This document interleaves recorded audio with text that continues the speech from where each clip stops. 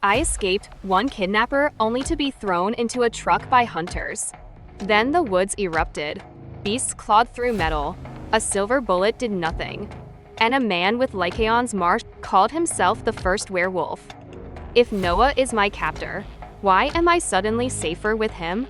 A beast, similar to the one before clawed at the metal of the Ford truck. Peeling it away from the exterior, these things aren't normal, Tristan. Nothing is freaking repenting them. Nothing. We have to do something, or before we know it, we aren't going to be able to do anything. Tanner yelled at Tristan.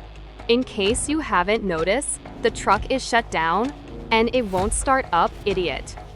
Tanner snapped. Just get the guns out. Whatever we have, we are going to need it. Tristan said.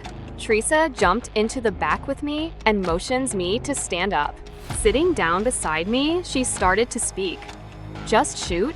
Don't think about it. If they get to you, you'll die. These things aren't out there to be your friends. Aim for the forehead. You want to kill it with a first hit? You have one shot. If you miss, you won't get a second chance. I am not messing around here, Sarah. If you want to see daylight, you are going to have to protect yourself. The beasts were getting in. But suddenly the same beast, the first one I saw clawed at the window, scratching it slowly, cutting the glass open so there was nothing separating us. It lunged at me, grabbing at me with its claws. Shoot, Sarah. I vaguely heard Teresa scream at me as I held the gun up, aiming for the beast. I pulled the trigger. The bullet whizzed out and hit the beast right smack dab between its eyes. The werewolf shook its head a bit, then its eyes locked back on mine. Its hand reached up, its claws protruded from the tips of his finger, and it reached up to the back of its head.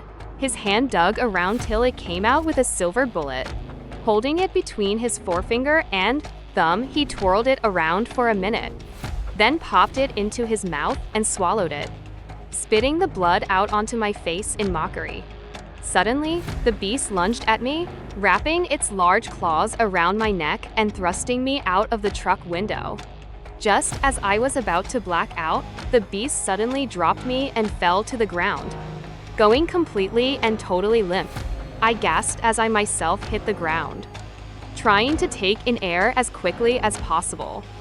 I heard the cracking of branches, rustling of leaves, and then a man, reeking of power, walked through the woods.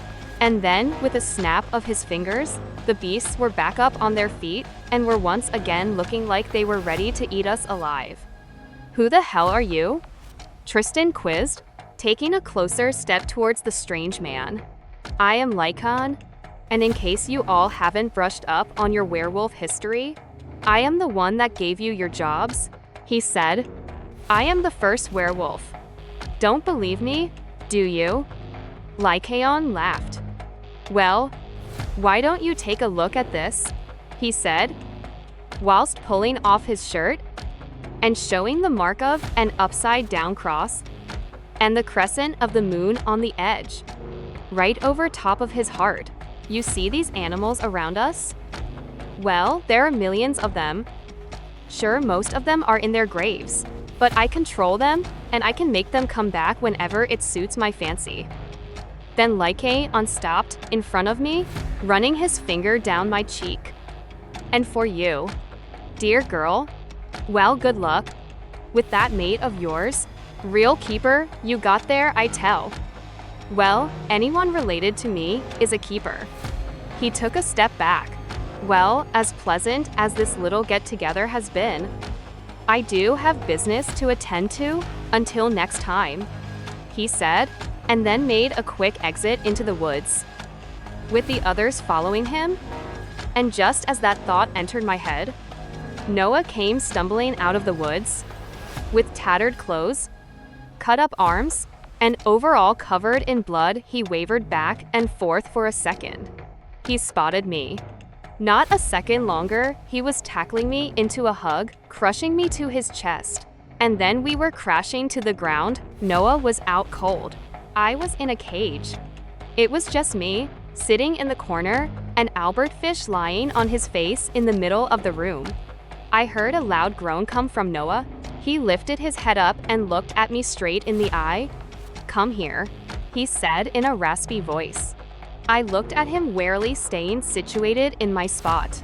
Noah flinched, trying to sit up. "Come here."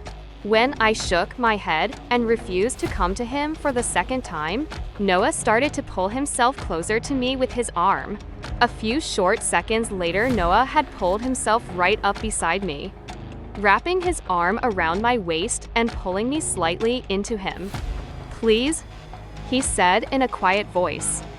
"Please, just for tonight." I watched as his Adam's apple bobbed and a single tear slipped past his eyelid and trickled down his cheek as he pulled me tighter into him.